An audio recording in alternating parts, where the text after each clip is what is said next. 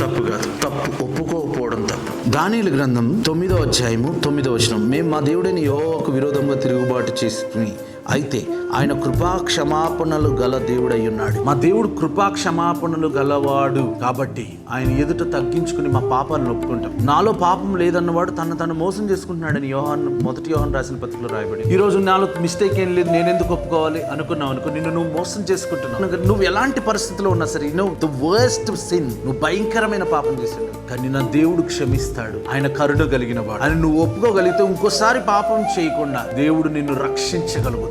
ఆయన మాత్రమే రక్షించగలుగుతాడు. అదేంటండి క్షమించగలుగుతాడంటే 10 సార్లు తప్పు చేసి ఒప్పుకుంటారు కదా, ఆయన దగ్గర ఒప్పుకున్న తర్వాత మళ్ళా పాపం చేయలేదు. ఏదో టైం పాస్కి ఒప్పుకుంటే అది నోబడి కెన్ హెల్ప్ ఇట్, కానీ నిజాయితీగా ఒప్పుకున్నవాడు మళ్ళీ పాపం చేయలేడు. అండ్ దేవుడికి నువ్వు నిజాయితీగా ఒప్పుకున్నావా, ప్రజెంట్ ఏదో కాలం గడపడానికి ఒప్పుకున్నావు ఆయనకు బాగా తెలుసు. కానీ నిజాయితీగా ఒప్పుకుంటే మాత్రం, నిజం చెప్తున్నాను, నిజాయితీగా ఒప్పుకుంటే నువ్వు 10 సార్లు పడిపోయినా తిరిగి లేపుతాడు ఆయన. ఈరోజు నువ్వు ఎలాంటి స్థితిలో ఉన్నా సరే దేవుని ఎదుట పాపాన్ని ఒప్పుకో.